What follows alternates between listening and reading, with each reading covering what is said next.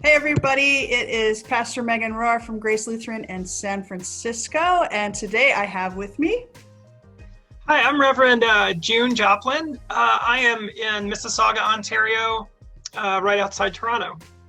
And you have made some international news recently because you had quite the happening not too long ago. Would you talk about that? Sure, yeah. Well, I came out as a transgender woman in my sermon on Sunday, June the 14th, so almost 2 months ago. Um, it was on Zoom, it was live streamed. I think, something like 40,000 people have watched it now, and my church voted to terminate me, to fire me. But very close vote, right? A very close vote, yeah. Two votes away. The final tally was something like 58 to 53, so it was an almost split decision, and so yeah. I mean, I'm trying to figure out what happens next, but there are also a lot of folks that are still connected or maybe not connected to the church that are trying to find out what happens next too. Yeah, and you're kind of new into the professional life transition of figuring out what's going to happen next and kind of taking in this information. And the good news is that you've been preaching at some places. That's right. Yeah, I was actually adding some dates to my calendar just a bit ago. I have probably, I have a guest sermon for just about every weekend between now and like late September. That's awesome. September 6th, I'm going to be preaching for Lakeside Avenue Baptist out your way in Oakland. So they reached out to me, and I'm excited to connect with them. And I like the West Coast Zoom gigs because I get to sleep a couple hours later. That's really perfect. And will you tell people what faith tradition you're from? Because sometimes they're different in Canada than the United States. Yeah. Well, I grew up attending a Baptist church that was sort of in the independent fundamental tradition, kind of loosely connected to the Southern Baptist Convention.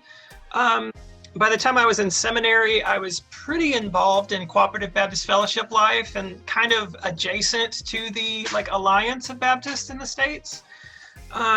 Here in Canada, I've been connected to the Canadian Baptist of Ontario and Quebec, and a little with the Baptist Peace Fellowship in North America.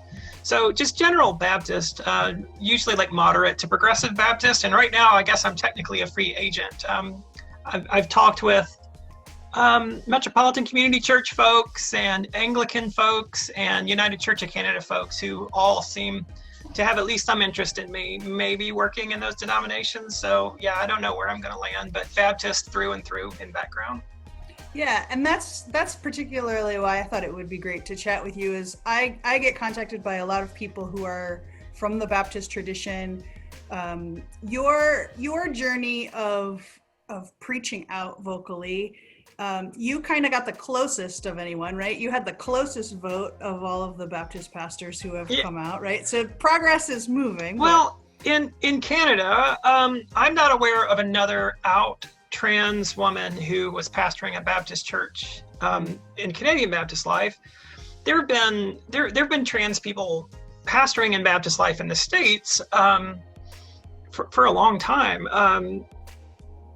When I think it was somebody on Twitter a couple of months ago shared the story of Nancy LeDan, who transitioned as a Roman Catholic priest in 1979, and when she couldn't serve as a Catholic priest anymore, she went to a denomination where she could find home, and that was the Baptists. She ended up serving in ministry in Charlotte, North Carolina, at a Baptist church there. Baptist ordained Allison Robinson in 2014. My friend Erica Saunders ordained by Wake Forest Baptist Church 2 years ago. Been working at a church in the Baptist tradition in the Cleveland area. So we might be few and far between, but we're out there. Yeah, and I think that's important for people to know, because I think a lot of people might feel like they're the first one, particularly if they live in a small town, or if their congregation has told them that that's the case. For folk who are Baptist and trying to reconcile their own feelings of wanting to be more public about being trans or gender diverse. What advice do you have for them, first to reconcile with their own identity and their faith, and then maybe the next step with their community? Sure. Well, just a reminder, for what it's worth, Baptists did not start as as kind of the poster children of evangelical conservatism. That's not true to their history. That's not true to their roots. They were kind of a radical, nonconformist sect that broke off the Anglican Church and said things like, church and state ought to be totally separate. There should be no, that theologically, there's not much that's particularly novel about Baptists, but we kind of invented church-state separation at a time in the early 1600s when if you lived in England and you said, I'm not going to be Anglican, you could get thrown in prison. Same thing here in the States. When Roger Williams told the people in Massachusetts Bay Colony, I think I'm going to be Baptist, they said, you get out of here, and they banished him to what became Rhode Island. So that's our history. Now, that's not our whole history, but we do have that I would say kind of progressive, at least nonconformist, I guess, thread in our history. If you're in the North American context, no, you can't talk about being Baptist without bringing the Southern Baptist Convention into the conversation, because they're the largest Protestant denomination on the continent. And, every time I hear Southern Baptist leaders speak, they speak as if they own the scriptures and as if they are the sole arbiters of what authentic Christian faith ought to look like. And I just remind people that 150 years ago, they said, well, the Bible says slavery is cool. We should keep our slaves. And, they still say the Bible says that women shouldn't be mayors and city planners, and they should never have authority over men in any context. And so, they can, I would like folks to hear folks like us say, you don't have to listen to them. Don't necessarily write off everything they say in a prejudiced way, but recognize that just because you hear a Baptist saying something, even if they're very public and prominent, even if it's somebody like Franklin Graham or Al Mohler or whoever, you have our permission to kind of roll your eyes a little bit and be skeptical and recognize that there are other voices that you can take seriously.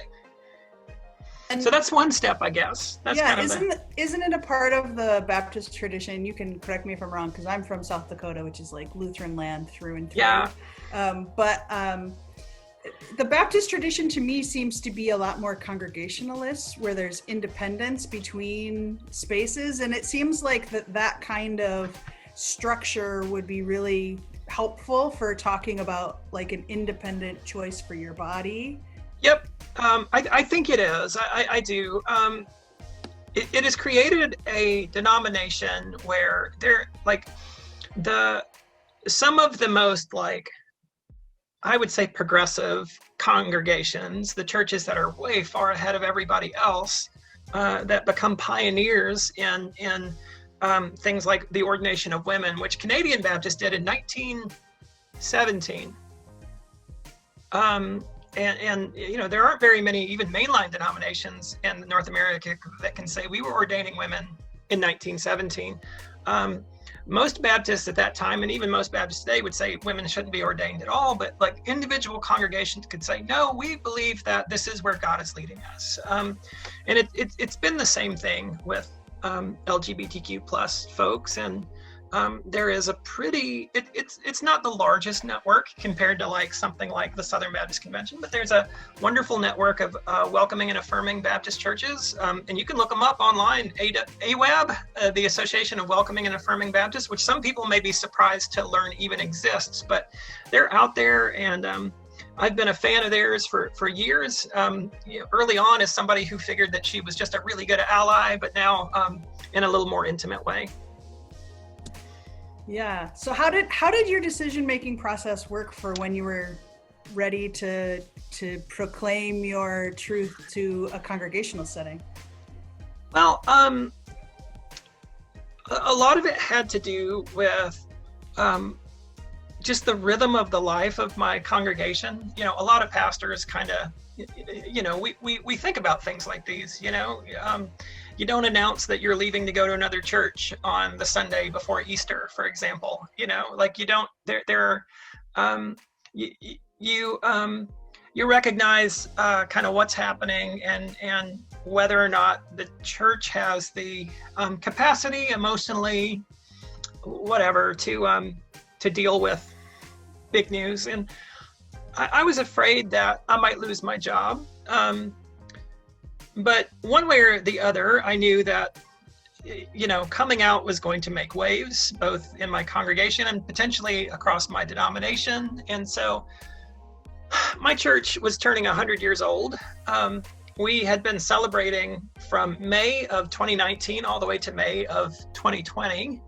And as those plans began, and especially like as we had kind of a kickoff Sunday in May of 2019, I realized, you know, like this is a meaningful and important occasion in our life. We've been doing really amazing work in our community for a whole century, and I want to get this party behind us. I want to celebrate in a full way, in a meaningful way, and then when that's over and the confetti has fallen to the floor, I can say, well, you know, here at the beginning of our second century is a uniquely 21st century challenge that the church really needs to address. And so that had a little to do with it.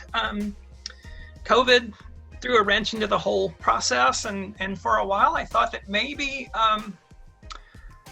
you know, maybe I'm just going to have to wait till this whole thing is done and we're back in person. And I remember in my context, we thought we're going to cancel church for 4 weeks. And now it's still, you know, we're still worshiping online. And here we kind of don't know when it's going to change. So it became really clear that wasn't going to work, just based on my emotional state, based on sort of where I was medically in transition. I had started taking hormones about a year before. And I was having trouble, I would say, like with male gender presentation. That's been one of the sort of most bizarre, I guess, byproducts of my coming out. I've had to explain to a lot of people that I am presenting male in my coming out sermon. Apparently I wasn't very good at it anymore.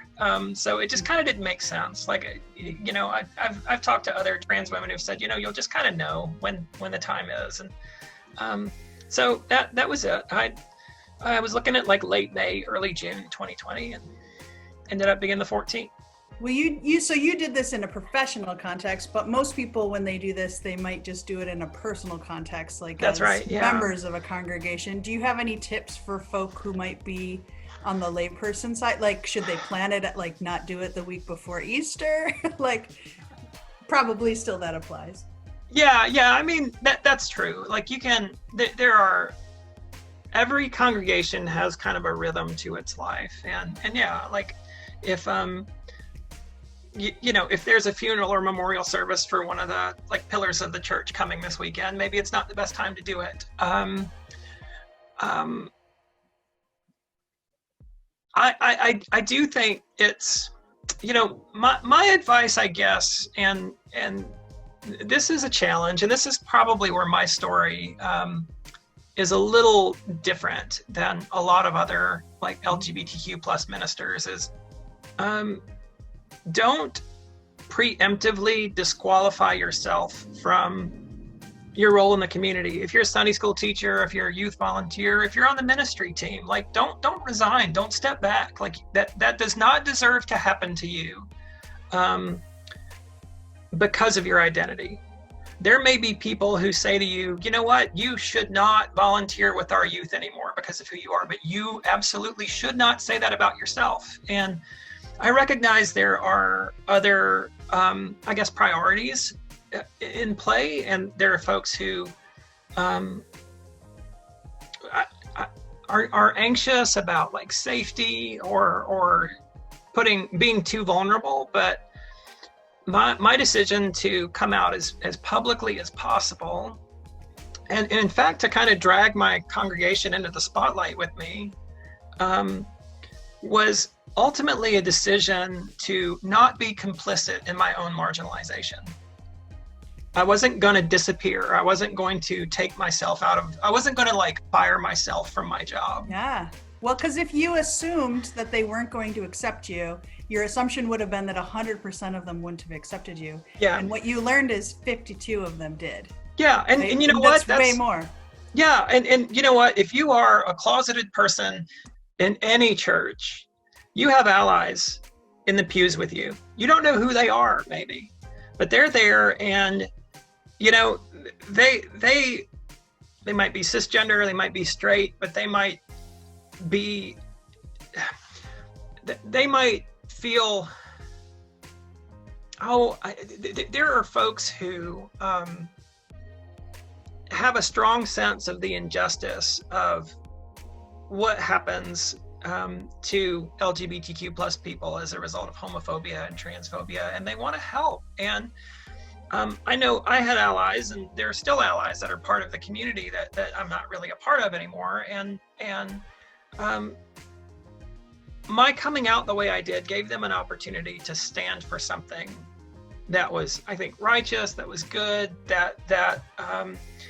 it gave them, I would say, even like some practice being an advocate. And I think there are a lot of folks out there who are eager for that. You know, the folks who, you know, maybe they have a pride flag somewhere at their house, or maybe they've read articles about the struggle for marriage equality, or about the more recent Supreme Court decision. Or grandkids they don't talk about very often. Or grandkids they don't talk about very often. And you're being visible can give them a chance to be your support. I think that's a beautiful thing. Yeah, I think I learned that lesson over and over again, even about silly things like sorting the trash, that there are people who will like root for you if you just let them, and that you should let them. Yeah. I would say for folk for whom their church is their whole life, if you aren't certain how this conversation is going to go, and it really is going to feel like how people receive you is going to be a life or death choice for you, like maybe add a couple more things to your life that are supportive. Yeah. Before you come out to your church community, because church folk will evolve over time, but if your time frame for making life and death decisions is very short, you might want to add some more pillars of support before you come out to a risky community like that. And so that would just be a thing that I would want to name to people. Part of what realizing as early as like the late months of 2018, the early months of 2019, you know, I think transition is in my future. But it's not going to happen right away for like personal and professional reasons. That gave me an opportunity to build a really wonderful network, to start, you know, to kind of develop a little bit of a personality on social media. I've been on Twitter kind of as my true self since like April of 2018. And originally I was on there as just, you know, somebody who was questioning her gender, and eventually with practice, with experience, with the help of a wonderful therapist, I realized, okay, you know, like I'm a transgender woman, and that's okay, and that's good, and now it's time to start, you know, making more steps towards that. So I had a long time to build support. I came out to a lot of friends from seminary, a lot of pastors and pastor adjacent friends who have been cheerleaders and supporters, and yeah, like when